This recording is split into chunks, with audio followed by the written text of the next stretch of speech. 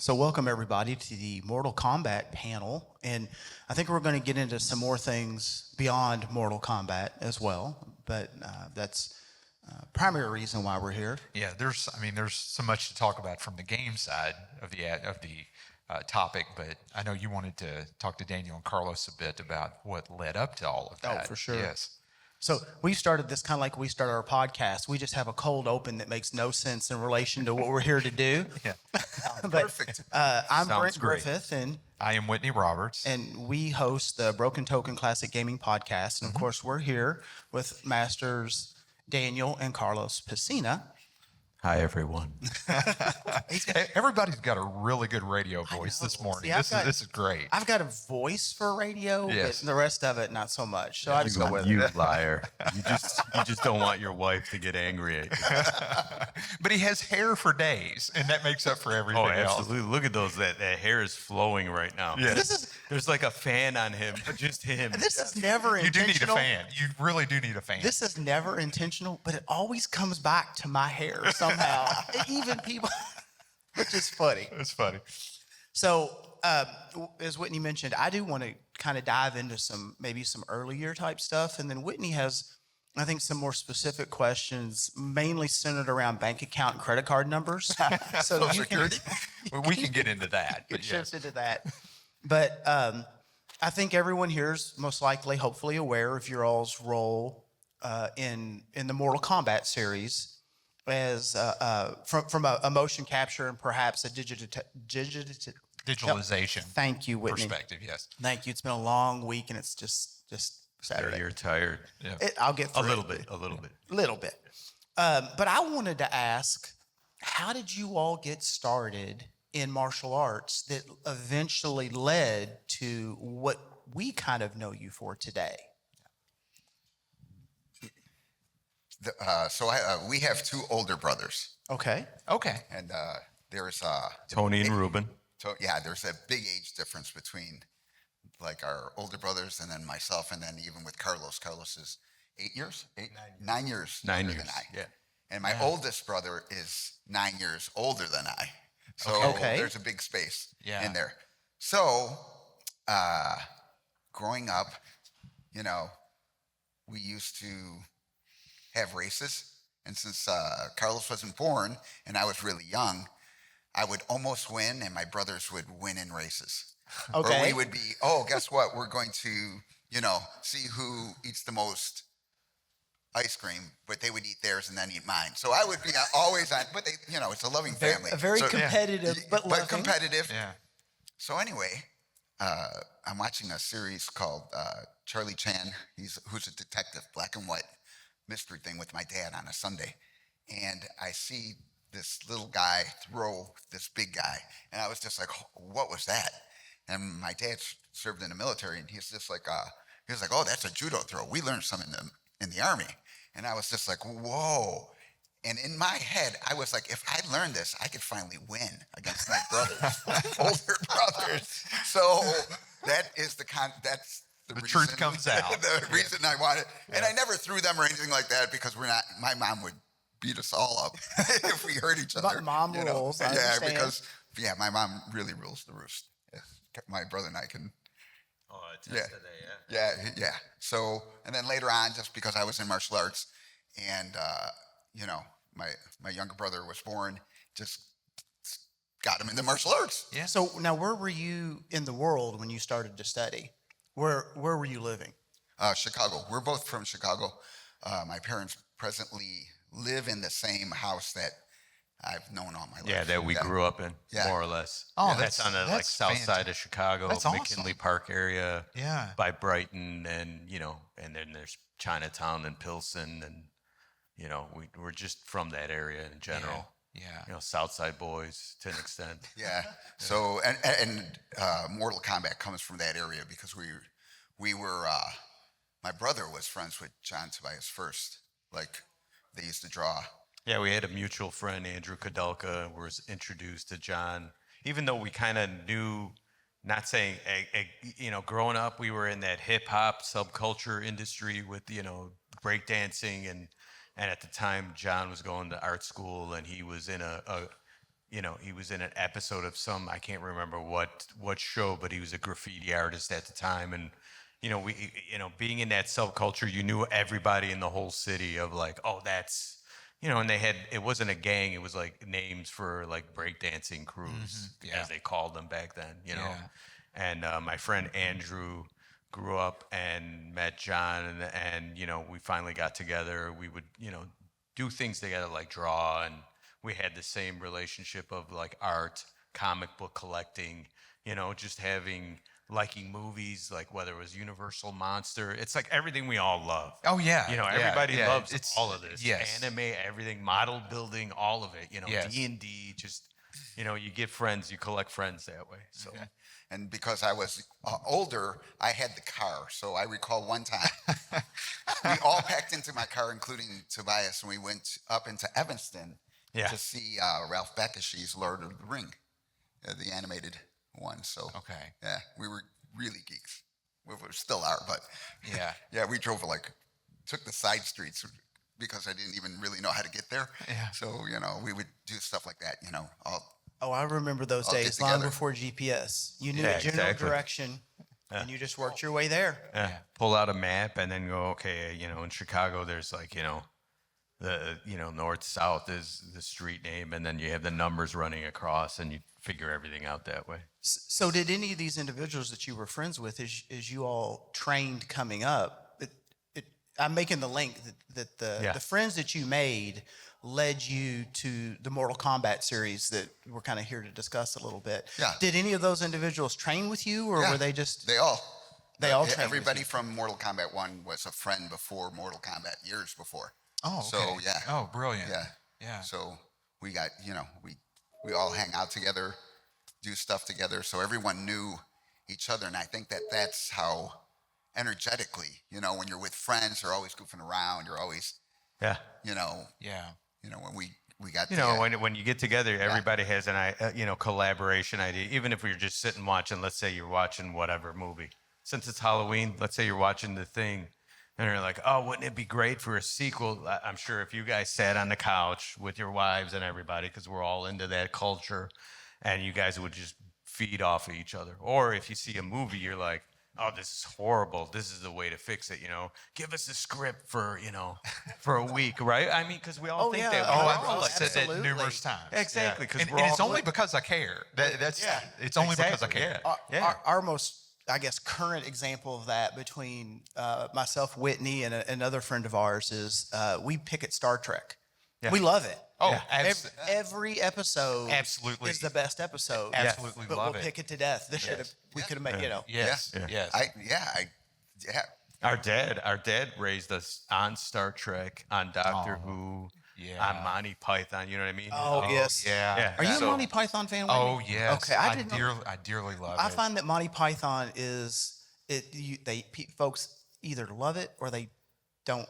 It's Really? yes or no. or There's it just doesn't resonate. it with doesn't them. resonate. Yeah. Is that because you think, and I know we're sidetracking, but I'm picking these guys' brain. Yeah. I'm This picking is their how our brain. podcast Do you goes, think so. it's just the one episode that they see or the one skit? You know what I mean? It's like Yes. Benny Hill, obviously, but Exactly. that's more a male thing than female. You know what I Yeah. mean? Because, Yes. yeah.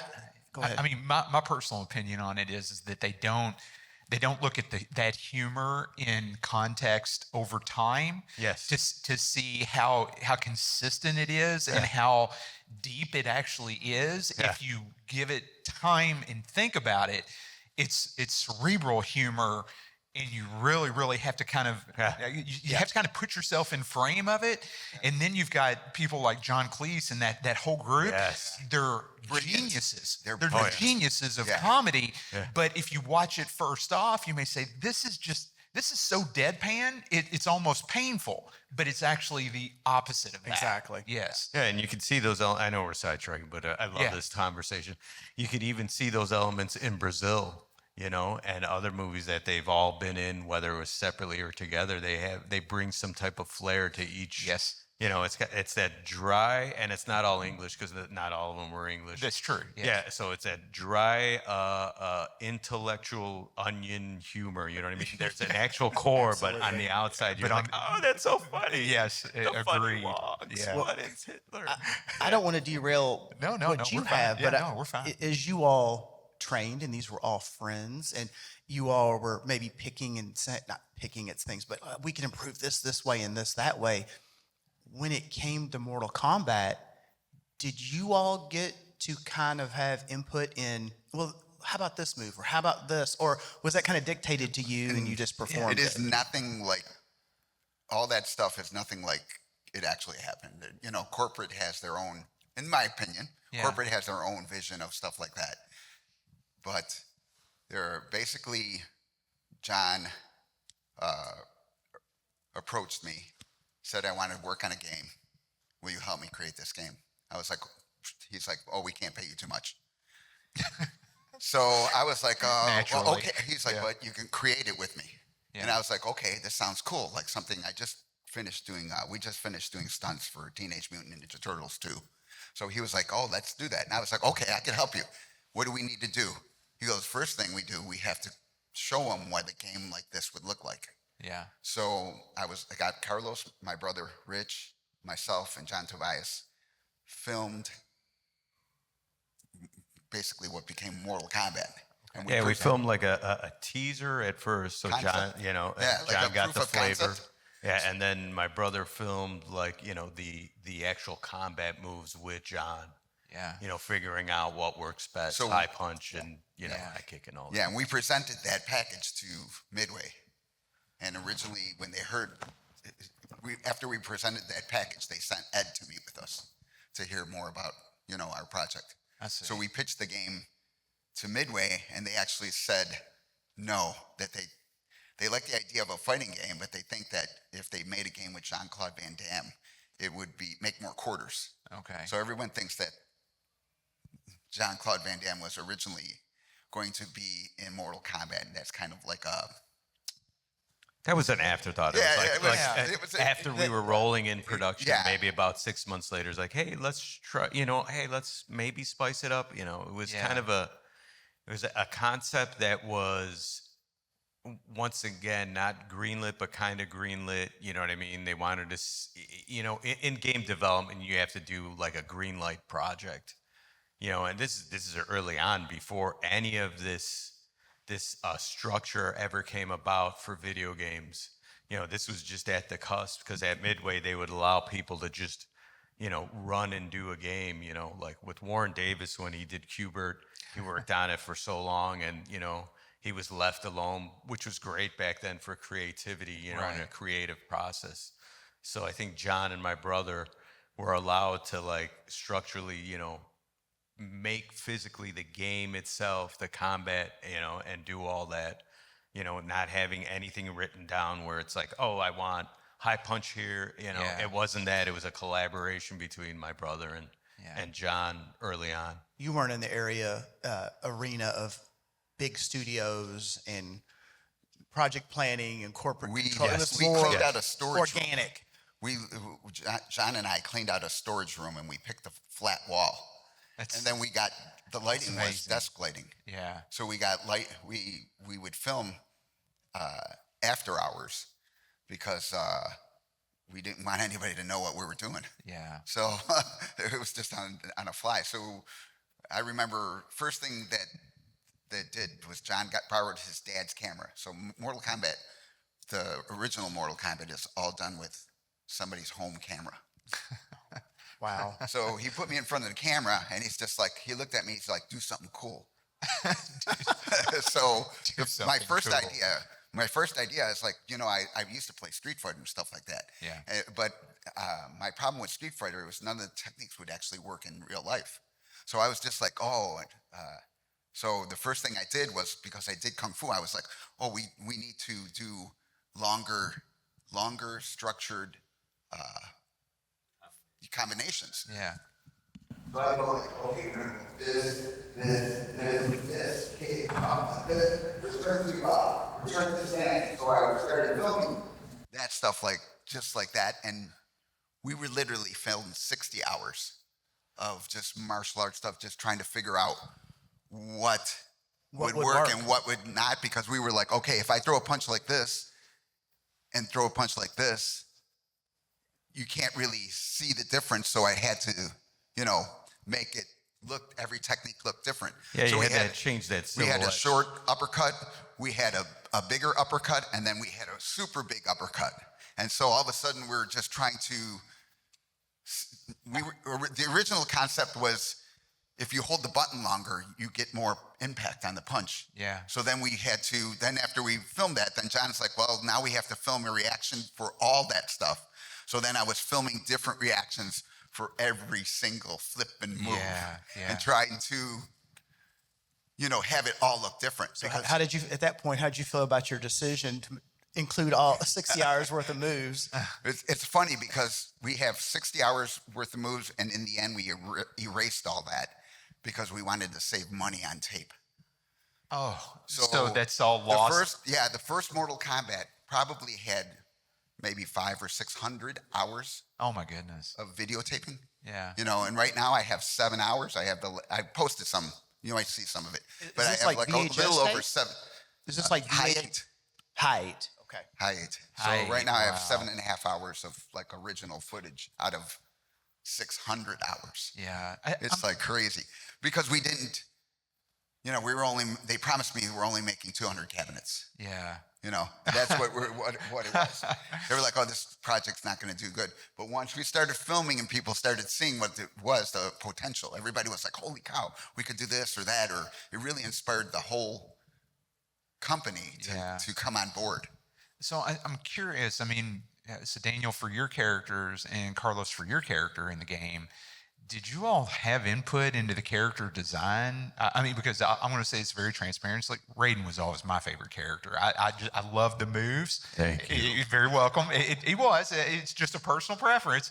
But I wonder, how much input did you guys have into what the characters actually looked like at the end? There wasn't nothing written. Yeah. We just got to do what we wanted to do. Yeah. So every single character, like when we were pitching the game to Ed, John was like, we have to get some really good ideas. Yeah. And then I was like, John, we have to put the Lin Kuei into this game. Yeah. And he's like, what? Who is that? And so I introduced that whole lore, and mysticism and Lin Kuei, and changed the way the ninjas were originally going to look like Japanese ninjas. And I was like, John, we can't do that. Yeah. We have to shape them like this. So in the end, every time I see Scorpion or Sub-Zero, I was like, oh, those are my ideas. See that's so neat because we all just take that for granted that those characters were just churned out somewhere in Midway's art department, and they said, okay, well, they get you guys to do the work. Us. It was us. See, that's impressive. Yeah. It was a good collaboration between my brother and John, or myself and John, and Rich and John. John would, once again, it's that culture and subculture where we're all together. Yeah. We all like express of, hey, what do you think of this idea? And John would come back and he'd have sketches. I remember one day he had a sketch of Raiden, said, hey, what do you think about this guy? And I'm like, oh yeah, perfect. Big Trouble in Little China. In my head, he's like, because we're all friends and we all think that same way of like, oh, Johnny Cage is, the action hero, martial artist. It doesn't matter. Put whoever it is, whether it's like Donnie Yen or it's Don the Dragon Wilson, it's always and my brother's perfect for that because he's, at the time he's in his, mid to late 20s, and we all were in our 80s where like we walk around with our shirt off and we're all lifting. We're at our peak. You were living the characters. Exactly. Yeah. Well, the characters are really us. Yes. Our personalities. Yeah, because we that's define awesome. that. We define that more or less. Yeah. And it's that's. Anybody who looks at this, they're like, okay, that's Johnny Cage. You know? And everybody else afterwards, we love the interpretation that they do, but there's some element that we have defined that they have to draw off of, and that's very flattering. It is. And I always say anybody who acts like me doesn't suck. But I am jealous that, Christopher Lambert acts like my brother. I'm really jealous of that because I'm a big great fan. actor. He's the Highlander. Yeah. You know? Well, I mean, I think it's safe to say that whether you intended to or not, you defined a genre. When it's all said and done, you defined a genre of characters, and of course that turned into a franchise. But it's still a genre of characters because there's so much derivative work from the style that you created that I mean it stands on its own, and so I was curious about that. Yeah. So we, everything from ripping the heart out, like even I used to It's compete always in my martial favorite. arts. Yeah, I used to compete in martial art, and I got to put the rope dart in as I was doing showing them what the moves were going to be for that. Rich chimed in, "Get over here," in a Kano voice. Yeah. So, and we It's like, I'm going to cabbage that. I got that. So, yeah. every time I hear that, those are stories that, whenever I see anything in the game, I'm like, oh my God, I remember that, or I remember this. They're more like not movement for me. Yeah. They're more like a story. Yeah. Like I remember how, Katana Molina, how we created those fatalities, or, Sonya's Kiss of Death, how, John was like, we need to create, he's like, Danny, we need to create a finishing move because we didn't have fatalities. The wording fatalities was like a finishing move for Sonya. And I was like, oh, we have to give her the kiss of death. And then John was like, we can't do that. She can't kiss anybody. And I kind of looked at him. I'm like, we could pop somebody's head off. We can electrocute them. We could fry somebody. We could pull somebody's spine. We could rip out a heart. But we cannot. You found the line. You found the line. Yeah. Sonya, Interesting. Liz cannot kiss anybody. She's like, no, we'll get in trouble for that. And then I looked at him. Why is that? I mean, really, why is that? It's a rating. It's like a X-rated. You know what I mean? Because you're actually physically. Oh. It's different when you touch somebody with your hands or your feet or Yeah. That's okay. Or you rip your heart out. Okay. But Yes. kissing is an adult R-rated game, and they probably wouldn't allow it back in the 80s, even Man, before the ESRB. So then I was just like, so okay, interesting. let her kiss her hand and blow it at it. It'll look like a butterfly, and when it hits you, you'll explode. Yeah. And John was like, we can do that. We can do that. So for me, whenever I see the kiss of death, anybody do the kiss of death in the Yeah. new movie or everything like that, Yeah. I always start cracking up because it's I like, just that's remember. mine. That's well, mine. not only mine, but Yeah. I'm like, oh, we can kill people, but we can't kiss them. Yeah. It reminds me of that story of that in the early, So, Yeah. So there's a lot of fatalities or just different moves that I start laughing because how they came up. Yeah. For me, Raiden's scream or the gibberish scream or whatever he's doing. When we were filming my brother, John wanted to. John was like, stand like this and extend your hands, and we'll just take that image. And I was like, no, we can't do that because his feet are flat. And if anybody's flying, you can't have the drag. You got to point the toe. Right. So, we got to film him laying down. And so, my brother It's interesting. the stare from a different video game. I came up with a concept where we can be on the stair and shape the kicks different ways so everybody would look a little bit different. Yeah. Because otherwise, if everybody throws a side kick and we're all friends, our side kicks look all the same. So I was developing this way so that way everybody could do something unique. Everything looks a little different. They punch a little different. Everybody has a different personality. Yeah. So Carlos was getting on it. He's trying to, and when he lifted up his feet, he pressed his nuts. He was like, ugh, like this. And then we would just walk around and do that, like that. We kind of teased them, and Yeah, so do it all day. all day. That's awesome. I mean, we're filming 12 hours, 8 to 12 hours. So again, the truth comes out. So when I see that and he does that, I always start laughing because I remember my brother smashing his nuts. So And on my end, Were you I prepared for this? blocked it. I blocked it, and I'm like, I don't remember. I remember getting on that, but I don't remember. You know what I mean? Because when you make fun of somebody all day, you're like, fuck, I'm just so I'm over humiliated. it. Let's just do this. yeah. So I was just thinking, were you prepared for this, or is this part of being the slightly younger brother? No, you know what's funny is because even up until the last, you know, because Oh no, I meant the story right now. But if you're going to talk about then, yeah. Oh yeah, I'm always, you know, we're brothers. We're always, you know, we're so comfortable with each other. Like even when Rich is up here, Ho-Sung or Anthony or anybody else from the Mortal Kombat cast, we're so comfortable and been around each other for so long that anybody could bring anything up and we would either, you know, chime in with something or say, you know what, I think I was kind of embarrassed and I forgot how to do, you know, but I clearly remember it, you know, when my brother came up with that concept and so did John, it's one of those things where you're like, you know, when you're in, you know, obviously now, and even back then to an extent, you had some time to prep for stunts. And we were always the type of people that were under the understanding that, hey, if you got to do a stunt, you know, we were brought up in the old world Western type way where like, you guys got to just do it right now. And if you're not ready, you're going to get killed. So you got to be ready for, and it's a weird mentality, but you know, we didn't think we were going to be, whether it was in video games or in film or anything, you know, we just always aspired to be like a star or something, you know, and eventually we all got, you know, not regular, but certain type of career, you know, and that would prepare you for this, anything, any type of moment. And that's how, you know, I think it's the martial arts aspect of, you know, the old school training that we were always like, oh, well, okay, got to get on that stairs. I got to lay across. Yeah. You know, and then sometimes you're overly aggressive. And I know I overshot that, you know, and just literally just smashed, you know, everything, you know. And then once again, I'm sure the shot looked great, Yeah. right? Well, it's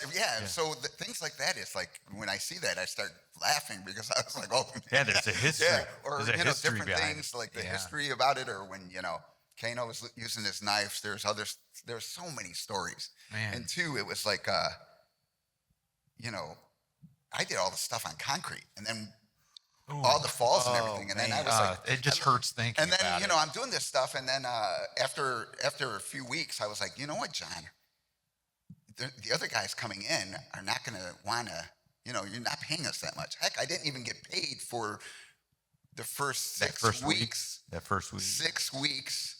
You know, the first week was 60 hours, so I didn't get paid for that, and I didn't get paid for the first 6 weeks of creating Mortal Kombat, of everything, because it was just didn't work out where I got paid. Yeah. You know what I mean? Yeah. So it was really a labor of love. But I was like, dude, you're not paying these guys hardly anything, and you want them to fall on the floor. They're not going to want to do that. Yeah, yeah. You know, because, you know, we asked Ho-Sung to do it as a favor. Hey, come on, work on this project with us. Originally, Tony was going to be the Lin Kuei, and so who later on became Kung Lao. But we were like, yeah, you know, hey, do me a favor, work on this project. So we were having all these people coming in to work on a project as a favor for me and my brother, and expect them to land on concrete. I was like, we need to get a mat. Yeah. You know? Yeah. So. Well, Yeah, and once again, just to reiterate, when he asked Ho-Sung, it's one of those, because Ho-Sung, you know, we were with him all the time, best friends back then, still best friends today. But, you know, he was at his peak of, I just got out of Turtles 2, you know, I'm going to go do something with Jackie Chan. He could have easily said, I'm not going to do this. And, you know, who knows whether, you know, it would have, you know, Mortal Kombat would have been successful or not successful. We can't tell, but at least Ho-Sung was in it. That's our friend. And that's how we looked at him, you know, and he became this huge star, you know. Yeah. So yeah, it was like just favor. Hey, do me a favor, be in this game. Okay. Yeah. Oh, we need a female character. I would ask my friend Liz. Hey, you know, I wanted to, you know, everybody in the game. Yeah, everybody in the game that we picked for 1 and 2 were not actually models per se. Yeah. They were actually physically. You know, I knew that. You know, Liz they did were capable gymnastics. people. Yeah, they were either And martial knew how to artists kick, or, knew how to kick. You know, Yeah. everybody was really, really athletic and looked like they can, you know, fight. Yeah. You know. Well, I am kind of curious. I mean, in listening to this, it's really apparent that Midway was lucky to have you all. They struck gold when they got acquainted with you all for the work that you were able to do. And Mortal Kombat, I mean, we can call it for what it is. I mean, it was like lightning in a bottle. I mean, I don't even know how you could even make that phenomenon again today for what it was. How did the production and the story and the characters and the work that you all did, how did that change between 1 and 2?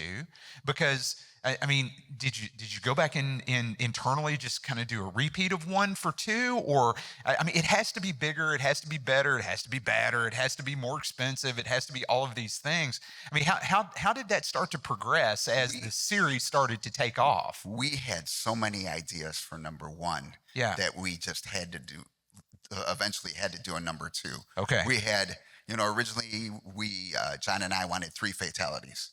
So I came up with, the first ever fatality was I jumped up in the air and I punch, and then you look at the camera and you got a hole in your head. And I understand they used that later on. Yeah. So that was the first fatality ever. And then John was like, make it simple, make it more simple.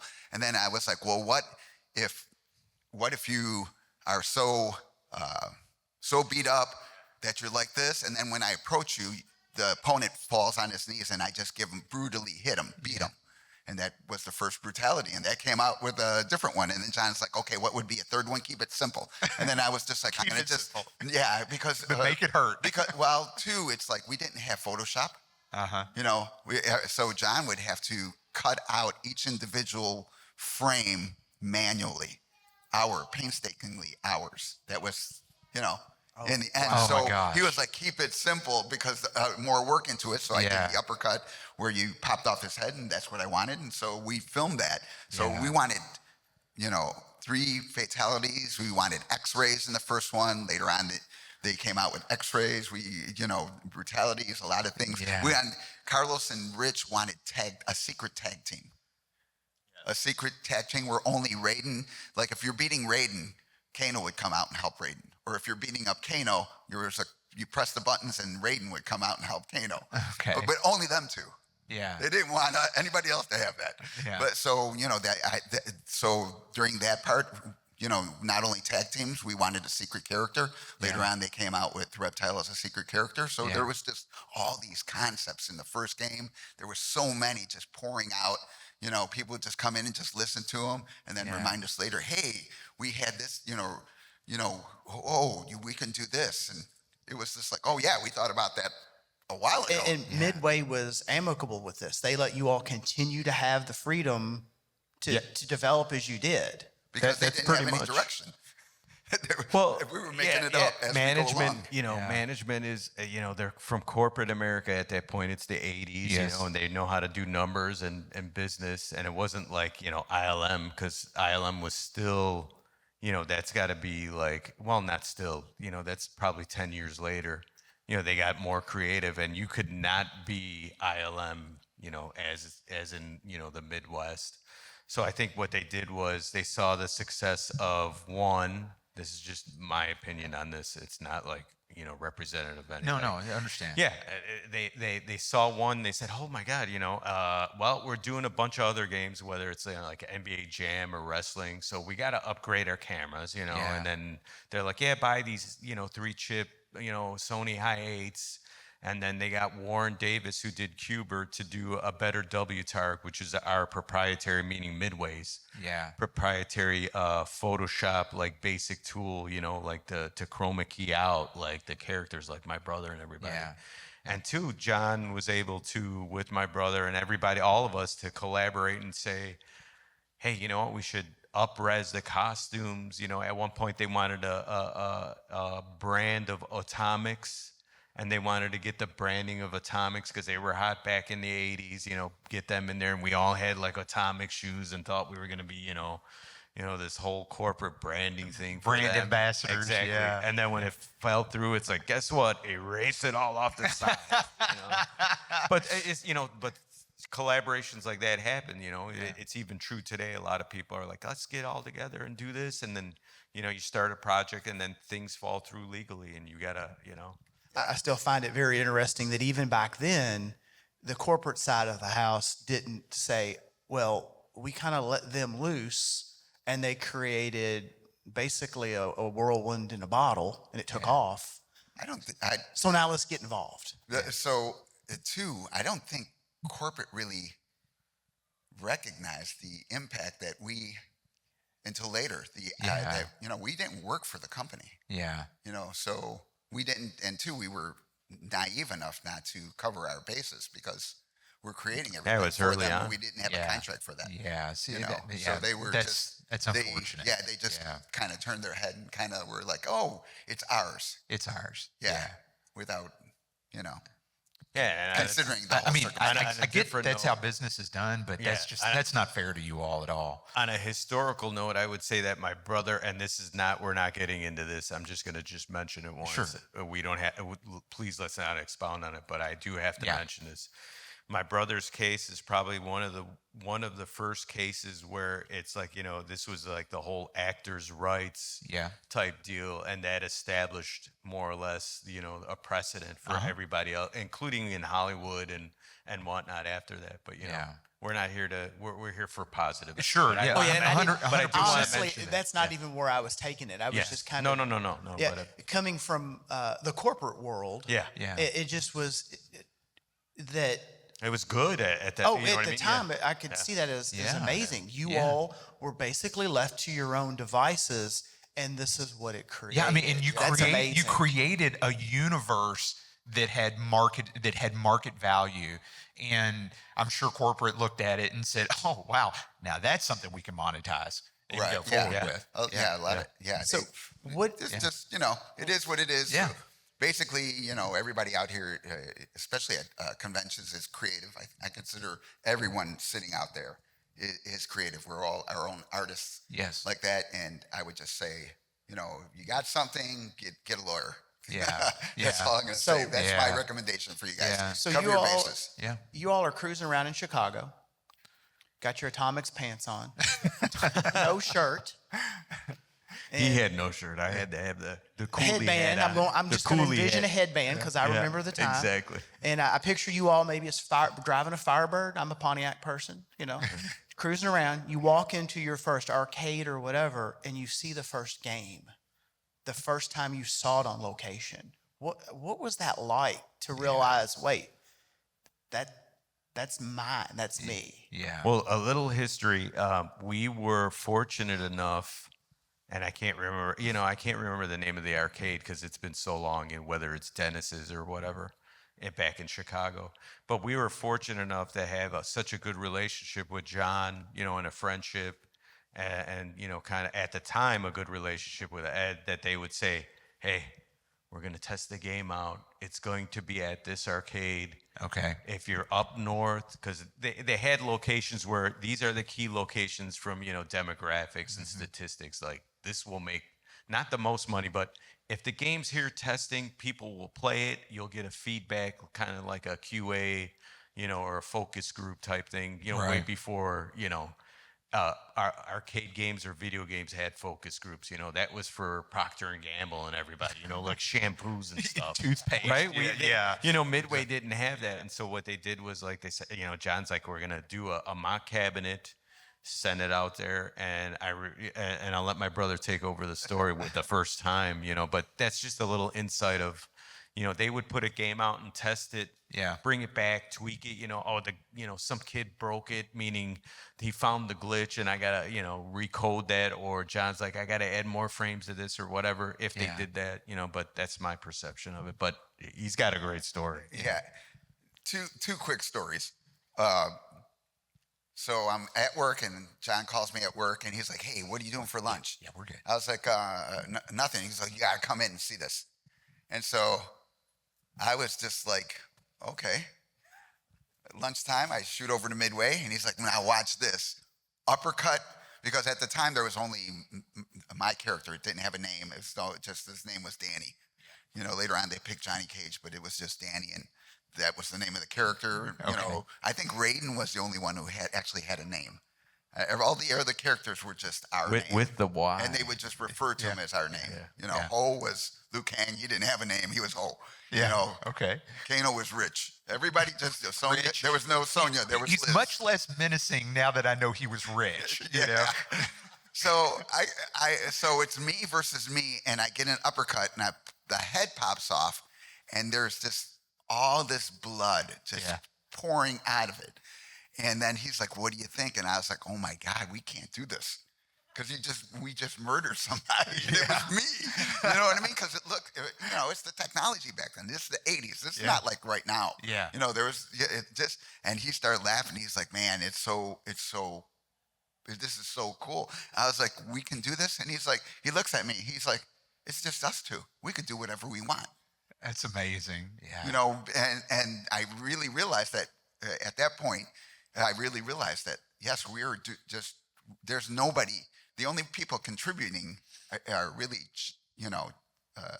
are It's a John small and myself. Small group. It was just, we would tell them, hey, we want to program this, and the program would do that. Okay, we'd have Ed come in, make adjustments to all the moves. Yeah. But all the creation was just John and I. Yeah. At the beginning, I got in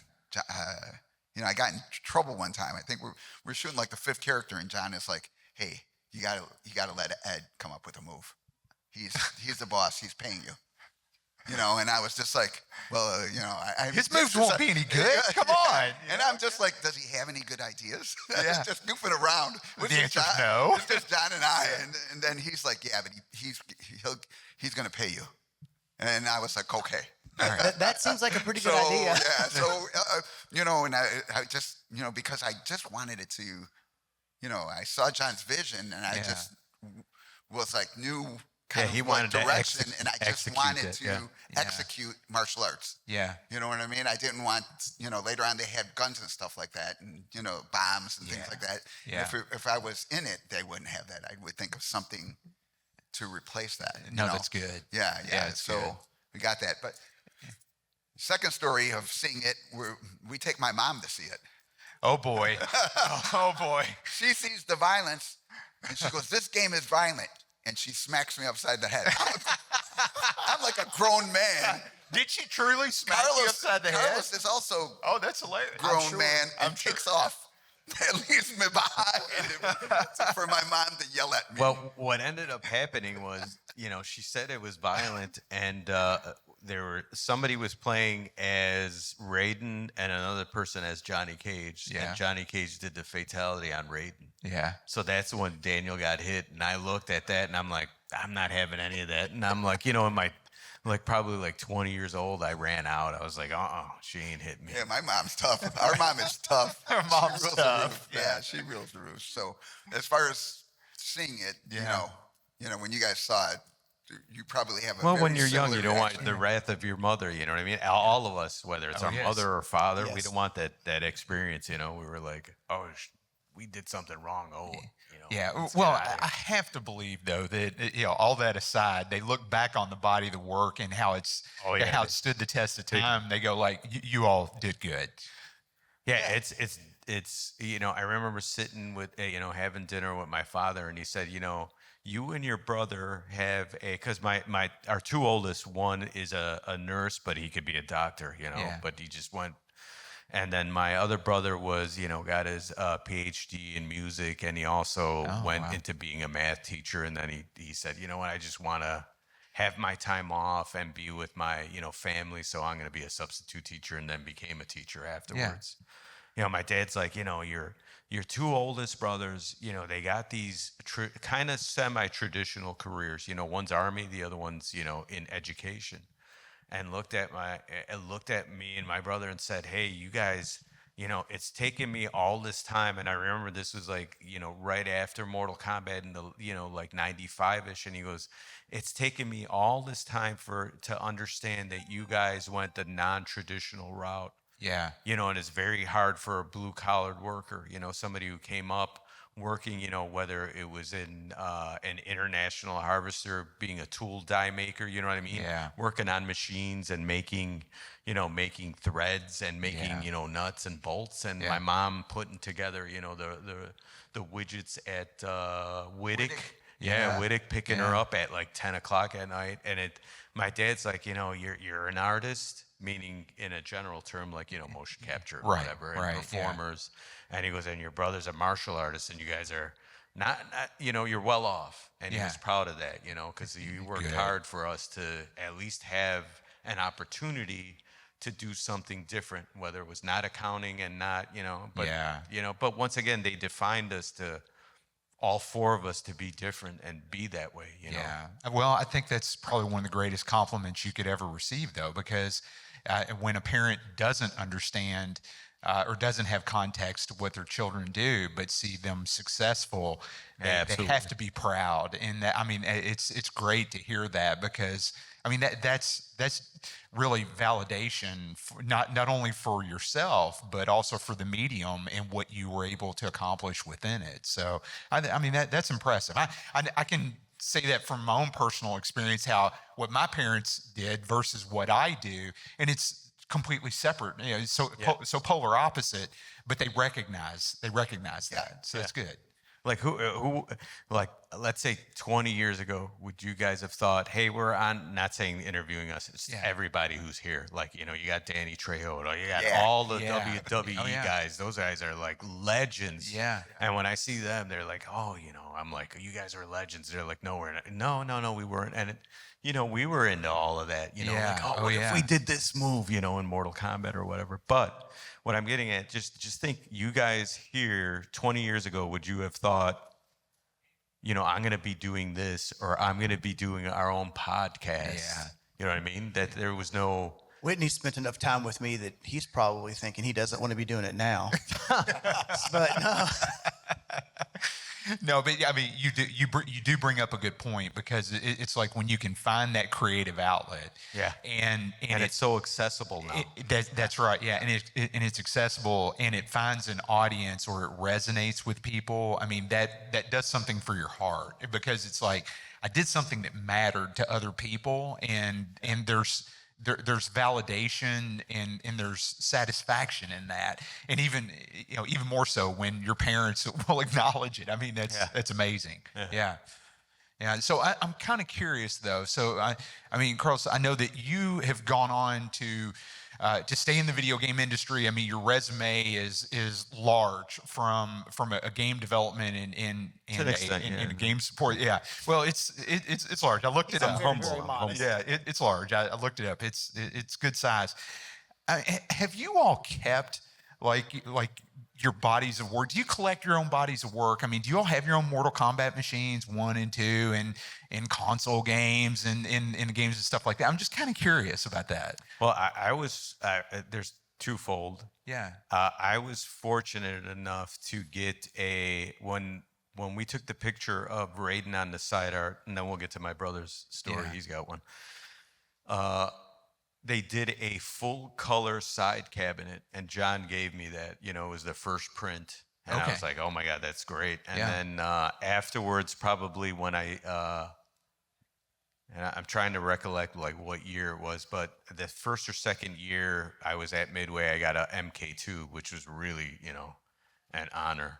And then my wife Jennifer, she got an MK3. She didn't work on MK3, but at some point when you're in that Midway group, people are like, I want to get rid of my arcade games, you know. And right now you know, arcade games are in such high demand. And back then there were so many, nobody wanted them anymore, because you know, you don't want to fill your house with 5, you know. And we did do that. We filled our house with 3 arcade games. We had I think we had an MK2, mine, and then we had her Blitz, because she worked on Blitz with Tim Kitzrow and Sal DeVita and Mark Trammell and all those guys, Jeff Johnson, and you know, all those great people who also, they worked on WWE, meaning Mark Trammell and Sal DeVita, really iconic guys from you know, Midway. And then we had a Killer Instinct as well, and eventually we ended up selling them, because we're like, you know what, that's our history. We don't want to keep these, you know, doing upkeep. Oh, I do have, which I got to give Doc Mack still. I promise you, Doc, wherever you are, if you hear this, you're going to get my NHL Open Ice. My first video game was NHL Open Ice with Jack Hager, another legend, and, you know, Bill Dabblestein, you know, Mark Panaccio, all these guys who are... You know, these names are unknown to everybody, but if you actually went back and were in the industry and you mentioned these to insiders, everybody would know each other. Everybody, Well, I mean, several of the names that you know, like Trammell and everything like that. I mean, that name carries a lot of weight. Exactly. Just because of what they accomplished within the industry, what they own, what they were executives over, just things like that. I mean, it's interesting to hear Jarvis. Yeah, is another one. Yeah, really great guy. Yeah, I've noticed over the time that we've done this, names like that have come out and repeatedly and come to the foreground. Yes. We've been fortunate enough to interview many people that had no idea that shows like this existed until one day their phone rang.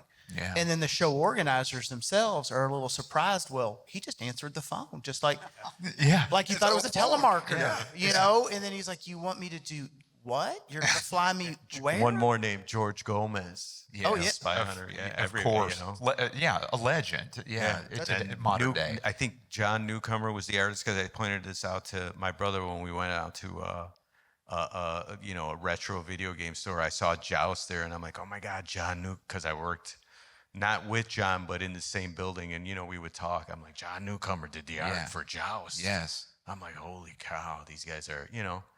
At the time they're just your friends, but they're like literally legends. They're legends now. Yeah, like Warren Davis and and Tim Kitzrow, just all these guys are just very talented. Well, we're definitely lucky that a lot of these folks are still around and they still have good health, and we can sit and talk about these things because at some point, I do feel that generations are going to want to know this information. They're going to look back on it, and it's good that we're capturing it, and it's good that we have the opportunity to do it. Yeah. Well, speaking of sitting around and talking about it, Yeah. do we want to see if anyone in the audience has it's a good transition Now, I because think we're we've about got- that time. We just asked that you speak up a little. Looks like we've got some audience mics, so as we're trying to capture so that we can hear. It's up high, so just if you got a question, If sir? we need to, we can repeat the question. And we could talk for hours up Yeah. here. Seriously, Question: you said with the ninjas, they were the Lin Kuei ninjas. You said that the costumes weren't Japanese. They weren't Japanese. So the Lin Kuei ninjas The were- original concept was a Japanese ninja, and because it's the early '90s, so like 1989, 1990 when we The Shokashugi yeah, era. Shokashugi. So they were like just ninjas. Yeah. And then when I showed John the Lin Kuei, I was like, see how they have armor on. The way they look now, I was like, see, it's a different look. I think it would be unique. They really have mysticism in it and things like that, and it's a different lore that nobody has used. So that The Lin Kuei is a real, based off of a real. it's like a Chinese subculture that nobody, it's one of those things. If you're into Chinese martial arts, like heavily like into it, you would find what the Lin Kuei is to an extent. They were called early on like the vagabonds, meaning in American language. Chinese ninjas. Yes. right. Originally, the concept was the original concept that Tobias came up with was after I introduced him to that idea where they were brothers, and that whole thing is based on a story of me and him. But again, that's so yeah. So the Ugadi, the other clan, the Ugadi, They didn't That's exist yet. later on, and that's a later different on. lore. Meaning, Yeah. his personal involvement was only in 1 and 2, and then afterwards, you had John from 3, and then I think, after that you had different writers and different people take over after 4 and on. So the Lord, what it is right now, didn't exist when we were creating the game. We were creating the lore as we were filming. as you were filming it. and Yeah. basically, it was the filming was the muse. That's how all the ideas came out. So you're talking about things that we didn't come up with yet. That wasn't Scorpion later on has a name. When we were doing it, Scorpion's name was Danny. Yeah. Sub-Zero's name was also Danny. There was no, and now they have Sub-Zero has a different name, but when we were creating it, that's not how it was because we didn't think that we were only making 200 arcade cabinets. Yeah. You're not going to spend hours and hours and hours Building this building a whole lore. yeah, when we you're didn't think it building a was going to lore. be a franchise. when there's the team is only like 10 people, 5 programmers, 2 artists, and 3 main martial art guys with Yeah. their friends. Yeah. You know, so it's kind of Yeah. Well, I we didn't guess think of all that stuff. I guess if you look at it a different way, it's fortunate that the franchise has gone on for as long as it has, so lore could be a created blessing. around it. Yeah. Yeah. Yes. Were you guys aware of the Ermac conspiracy theory back in the day during the first game? Is you meaning the rumor of, hey, you can get Ermac in the first game? Yeah, I think it's one of those things where, that's just a word of mouth thing that people had started, whether it was like Ed or John himself, thinking we should add, an additional character. But Ermac, I think it was like an error Mac processing, error in the code. So that's how that more or less came about, which is funny because it's like, that's inside, programmer humor that probably Ed interjected, and then, people later on start creating this mystery and myth, like, it's got to be in the code. I'm sure if you look in the code, there's probably no Ermac at all. I was doing an interview a long time ago with John, and the interviewer actually had an argument with John over us. He's like, "Oh, I remember I was playing this, and there was a secret character that came out." And John was like, "No, there was no secret character." And this guy was like, "No, I saw it." And John is like, "No, I didn't put a secret character in there." And he actually kept arguing with John that there was this secret character in it. Yeah. I'm like, I didn't even know what to say. I was just next to him going, This is uncomfortable. Did you just slowly back away? because he really, for some reason, he saw this secret character that never existed in the game, and he's actually arguing it with the main creator. Yes. I mean, you know what I mean? John is the main creator of Mortal Kombat. Yeah. We were all fortunate to be co-creators. Yes. Yes. But when really it was Tobias's baby, it is his. Yeah. It's It's his brainchild. And I his think creation, that, and two, because he's more of a creative guy, he would always be like, "Okay, that's the best idea. We're going to put it in there." So it wasn't like, other people would have an idea and then we'd bounce off of it. And then in the end, John would say, "That's the idea I want in there. Yeah. You got to program this." He was really He would let it sounding. germinate. I mean, all of Yeah. us would let it germinate. And, I could say something, Daniel would say something better, and then Rich would say something better, and then John would take all of that and say something, great. Yeah. So it was like a We'll get to your germinating question seed. really quick. Yeah. So John is like, "I want to breathe fire on this guy, and we're going to light him on fire." And I'm like, "Okay, how would you do that?" "Okay, I'm going to go like this, breathe fire." And I did it a couple of times, and I looked at John, and it's like, "I'm not doing this." And then John is like, "Why didn't you do this? Why? What do you mean?" And I was like, "Because if I breathe fire, the mask will run on fire, and then I'll be running around with my head on fire." And then John is like, "Don't be an asshole. Yeah. Just take the mask off and blow fire." And then Rich looks at me and it's like, "And it's a flaming skeleton underneath," because Rich is deathly afraid of skeletons.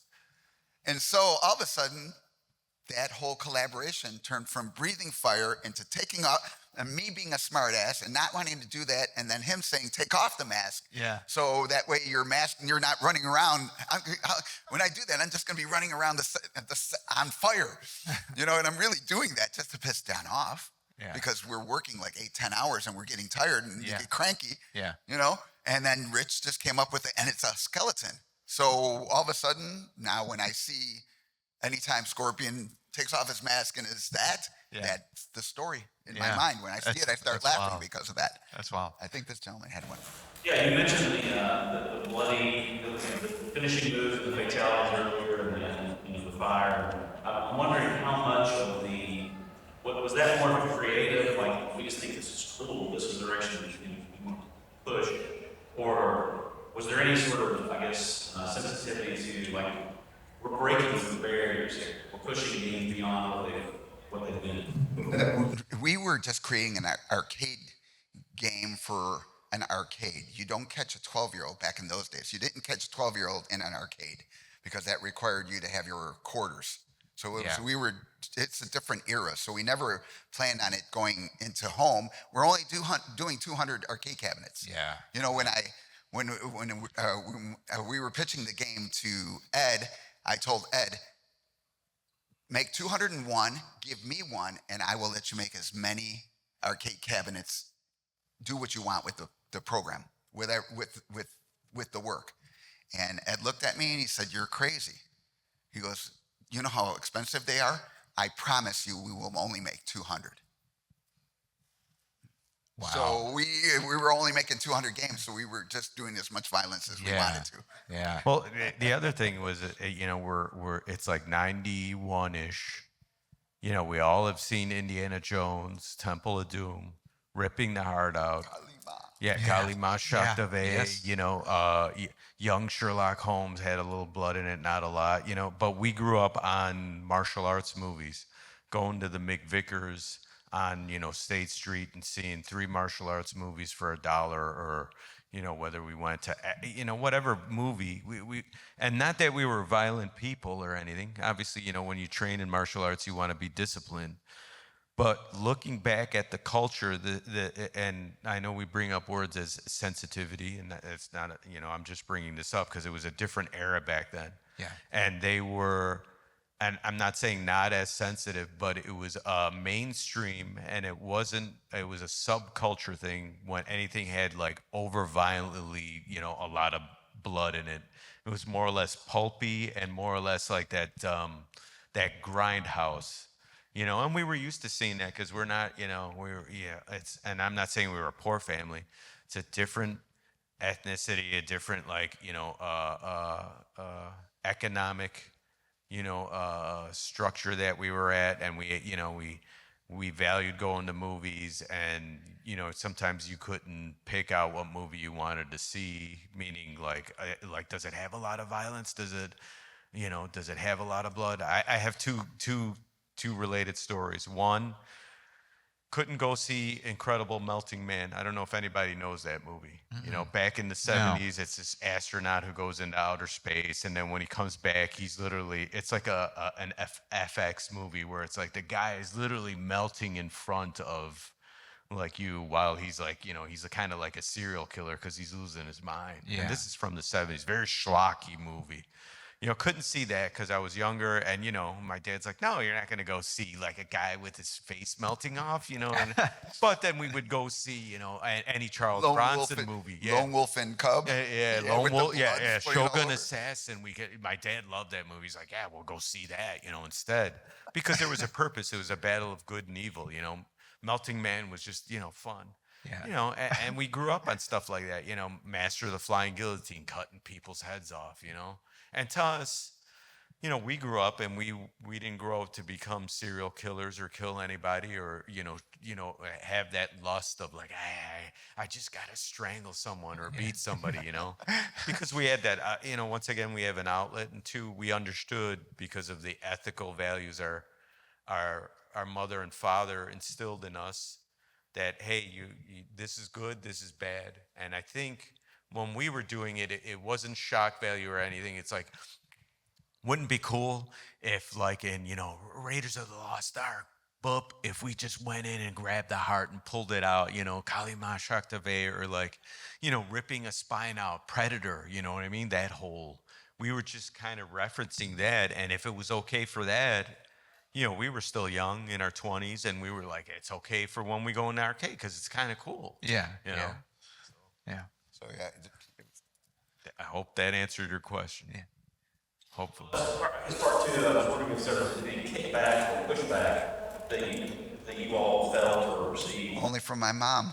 Okay. Well, at least you could manage that. Well, yeah. Being in game development later on, yes. Like after, like with MK5 and on, there was a conscious effort not to be too, like that torture porn stuff. We're not into, none of us are into that. And, at least I'm not, and in game development, we were kind of, once again, sensitive to that aspect. We didn't want to, when we were in the studio, we didn't want to like cross that line. Sometimes we were like, and everybody was great at that when we'd go in the studio. Sometimes you're like, hey, what if you're collaborating, and you're like, what if I push it to here? You had other people to draw back on, and they would say, you know what, just let's not do that because that might give us a rating, a bad ESRB rating, and we still got to go to, in front of the whole council, and they got to review all the fatalities and everything. And, we don't know who's up there, and who, somebody might be more sensitive or prone to something that day, or might have had a bad sandwich, or, I spilled coffee on myself, and, like, oh, no, this guy, I don't want, NRS to. I ruined my favorite shirt, so this gets denied. Exactly. You don't know people, and you just want to not draw that line, and also be conscious of, other people's sensitivity to an extent. It kind of feels as if you're trying to escalate the game, but you're not trying to escalate it not only in a negative way, but you can escalate the game, but not via that path. It doesn't have to become more and more and more violent. Correct. It's not like, hey, Saw 1 and 2, you know what I mean? Yeah. Where we got to top the last one where we just pull the guts out and strangle somebody with, you know what I mean? You could think when you're watching, oh, well, why didn't they do this? Oh, well, there's a limit. Yes, sir. Along with the topic of pushing limits, was there something that just broke the camel's back? It was too extreme to put in the game? Like, As I said, the kissing was this, we could do all that violence, but you couldn't kiss anybody, which is still kind of hilarious. Yeah, but we didn't. Those things turn into like friendships, You know what? When we were filming, that's funny because when we were filming, when I came up with Sonia's kiss of death, Liz looked at me and says, "Why do I have to kill anybody? Why can't we all be friends?" And we started. Well, then we have no game. And we laughed. We laughed the whole day with that. Oh, Mortal Kombat. Let's just be friends. Yeah. And guess what? Now and then number 2, there was a friendship. Yeah. Where did it come from? From number 1. So that's why, we had so many 2 were just hilariously doing crazy stuff. Yeah. Exactly. That's so funny. And when you're in really craziness going on. Yeah, when you're in this studio, there is a lot of not limits, but when when they would come in with fatalities, and this is later on in the 5 and on, like Armageddon, Deadly Alliance, and all the way up to the not this last one, but MK11.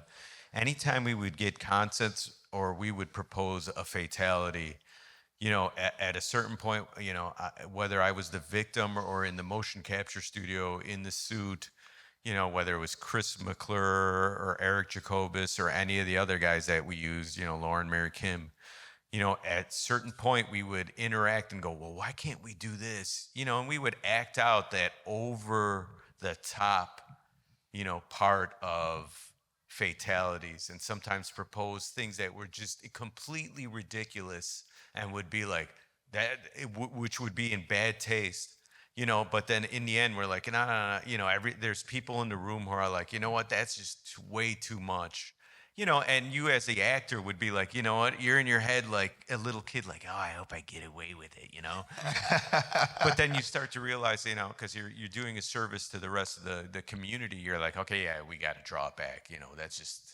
that's not tasteful. You know what I mean? And if you look even at the ones today, they're very tasteful, to an extent. Obviously, yes, they're, it's a fatality, but it's not too over the top. Yeah. Where it's disgusting, it's within reason. Yeah.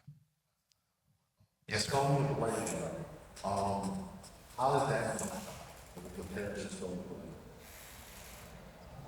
We were talking about just having I think actually, as I recall, I could be mistaken, but I think in the first game we actually wanted 2 female characters. For some reason, I keep thinking that, because 2 in my mind, it was like I was getting everyone together for it. It was people. So. Was she inspiration from Cynthia Rothrock? I think that in the end we did borrow inspiration from her. There was a kickboxer, Kathy Long. So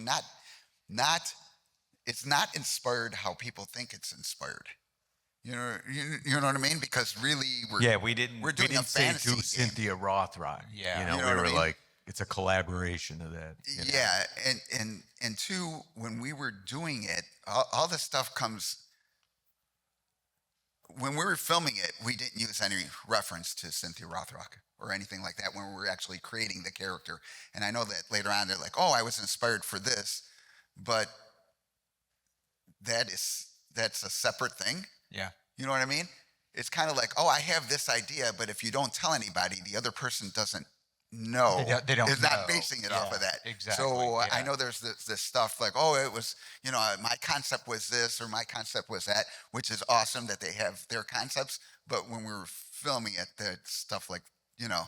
or, Yeah, it wasn't. Yeah. It wasn't directed that way. yeah, it wasn't directed that way. The reference to Van Damme was like close to the end of filming.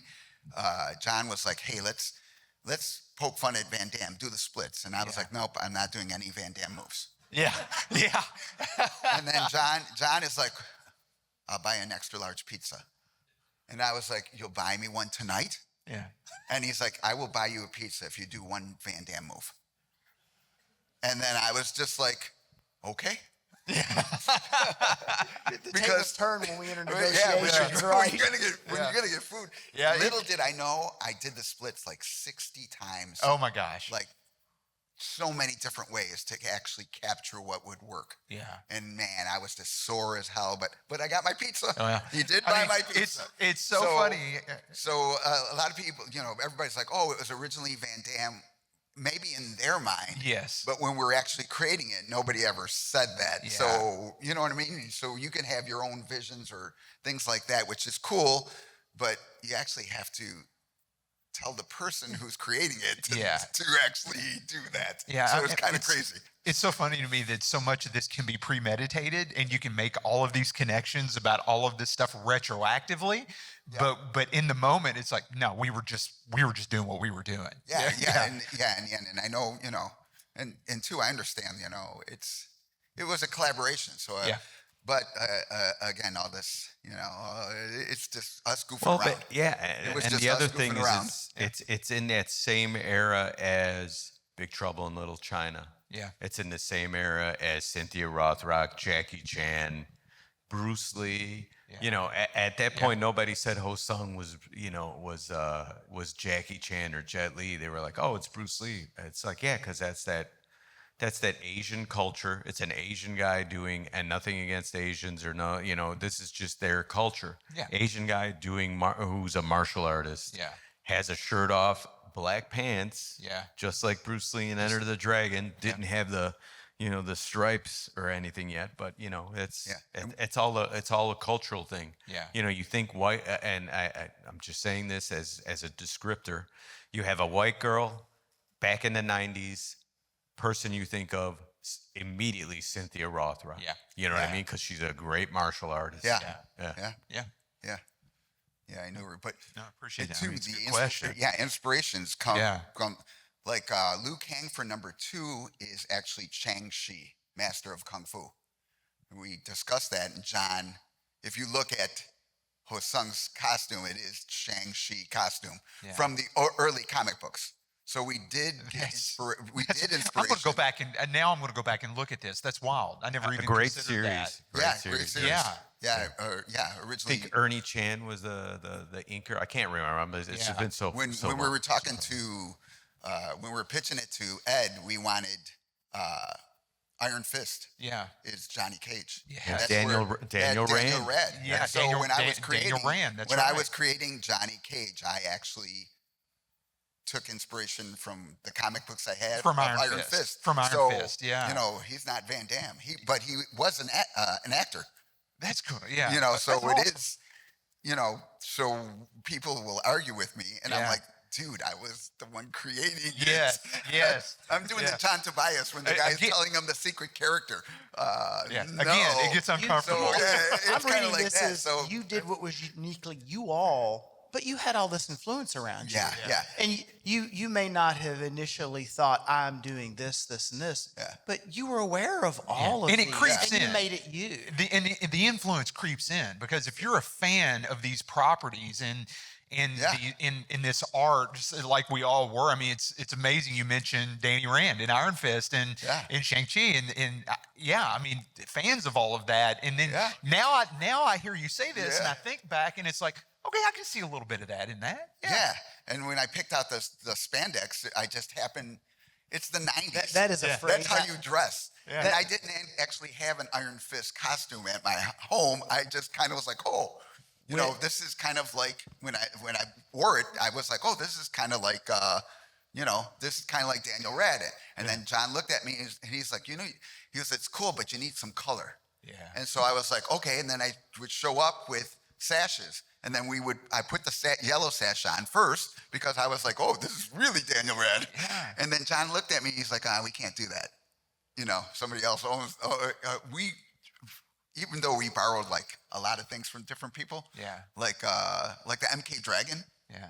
You know, John borrowed that from someone else and put the hair on it to Yeah. change it. Yeah. So it's not even our original concept. It's not, you know, there's probably some Chinese guy who, if he knew, would be like, oh, I'm suing you guys because that's... Okay, you we're going to didn't cut change this it part enough. out. Allegedly. No, you didn't change it enough because he just added the tongue and a few hairs and it's somebody else's dragon. Yeah. Because that's what we do. We were borrowing stuff because, again, we're only making 200 arcade cabinets, so nobody's ever going to see it. I don't want to let So we were just borrowing stuff or just getting inspiration for different things. And I know, you know, corporate loves their story. Everybody loves their story, you know, and I welcome any of them to come on stage and have a friendly debate and we can reminisce about, you know, what we did together and what we do together. So, you know, if they would like to come, I would appreciate them. You know, hopefully one day John and Ed can join me, Carlos and Rich and Hosung, and we can We would love to share share those stories. Yeah. You know, and I don't want to let this go, but this week I never thought would have heard the phrase when I picked out the spandex. So I just got to revisit that for a second. That was kind of defining, and I'm kind of upset. That may have to be a show title for us at some point in time. Use it. Actually, it probably will be the show title when we run this When in the this one podcast. goes. Yes, yes. But to kind of circle back on the inspiration point, what you're all making me think of in a very similar manner is if you listen to a documentary of a musician who is the paramount musician the defining musician for some genre, he or she has the exact same story. This person is known as the gold standard for X, but 9 times out of 10, they're very humble and they say, well, I was influenced by this person and this person. It all feeds forward. Yeah. But there's generally touchstones, Mortal Kombat, there's generally touchstones that is that next defining rung in the ladder. That's right. That's the way I'm kind of reading, Yeah. picking up what you're No, I putting think down. that's very fair. Yeah, absolutely. yeah, it's just, you know, we pick from what we, you know, What we love. Which we what we experience. love. Yeah. We love. Yeah, it's in our culture. And You know what I mean? that's right. I think, and in the end, it was part of that because we were geeks. We all collected comic books. Yeah. You know, I just happened to be a martial artist who collected comic books and anime and stuff like that, and I got to do a video game. Yeah. You know, so all of a sudden, you know, me and my brother and John and Kano and sometimes Liu Kang Yeah. and Kung Lao would go, you know, to conventions, collect Yeah. Godzilla. You did comics as well. Yeah, we Oh, go to that's comics. heavy on Comic comics. books and- Go to missed that. G-Con Yeah, or heavy on G-Fan. comics. Yeah. Yeah. Now, see, what would just tie all of this off is if you could get all those characters and all those people together, and we do a shot of you all eating shawarma in New York City, just like at the end of Avengers, and then it's like this has all come full circle. It's wonderful. Yeah. No, any other questions? Kind of piggyback off the like inspiration stuff, but I know that they're in the like Mortal Kombat franchise, they had like characters from other franchises. Back when we were like making the first few ones, were there some characters from like other franchises that you really wanted to like put in the series or like make characters inspired, like heavily inspired by the characters? No. No, because our egos were too big. And two, I love Fair about it. Predator. It's I'm cool. a big fan. Yeah. You know, Freddy is cool, but they need their own fighting game. Yeah. You know what I mean? This is a martial art fighting game, not a nightmare. I love Terminator. He doesn't belong. Yeah. He wouldn't survive. Everybody's like, oh, this. No, sorry, Freddy, you would die. Yeah. You know, we're really the business. Yeah. You know what I mean? So we never thought of any guest characters because we would beat them. Yeah. You know? It's your You know what game, I mean? of course. You're like, oh yeah, you have this Predator. Sorry, Yeah. Raiden's gonna toast you. Yeah. He's done. You know, because Raiden is a god. So we really were like, you can't kill a god. Yeah. Yeah. You know what I mean? So all the changes in stories sometimes There, for me, there it's is a little crazy because I'm just like, wait a minute, he's immortal and he's a god, but he loses his power. He's not Superman where they put him in the freaking thing with the crystal and they take away his power. Yeah. You can't. He's a god. It's infinite. You know, There he's is a joke that I had mentioned in when we were doing the Mortal Kombat 2 promotion. You know, you would just get a flyer, you know, because it's the arcade days and they didn't have it like huge marketing, you know, that it is now. But I remember, and then this is just feeding off of this, and then I'll get to your question. I remember being filmed, and I'm like, well, I'm a thunder god, and then these guys are mortal, and they're gonna eventually die off, and I'll still continue on. You know? I actually have the video. I can He's show got the if you guys video stop of at that. the table. I can show you a video where we're all bragging about who's best is because Hosang always was like, I'm the best. Yeah. You know, and he's trying to, you know, always. Yeah, we were all Yeah, he competitive should have with been each Johnny other. Cage. Yeah. He goes so big. But we have that, and then I think Hadlin was filming Katana Melina Jade, and she turns to Carlos, and Carlos says that, and he's like, I'm a god. I win by default. It's like you can't, you know, and I know it's cool that they, you know, they own the story and they could do what they want, but sometimes like things like that, I would have been like, no, you can't do that. You know, the definition of a god is immortal and you can't take his power. Yeah. You know, think of something else. Yeah. It's still made for a good game, though. But to get back to your question, I think when we were, you know, 1 and 2 didn't have that popularity that it does now. You know what I mean? And you know, corporate promotions and everything, and you know, oh, there's a movie coming out, and not saying that this happened, but you know, let's promote this character in the, you know, back then we didn't have any of that. It's just like, oh, you're just doing this story and that's it, you know, and we would just draw off once again the culture, like, oh, we love Indiana Jones. We would have never have thought in any of our lives that, you know, we would do 1 or 2 games and that's it, or just one game, and you know, we were happy with that, you know, because we did our best. And we never thought, oh my God, in the future, you know, wouldn't it be great if we had, you know, whether it's what's his name from Saw, you know, or anyone. I'd kill him. Yeah.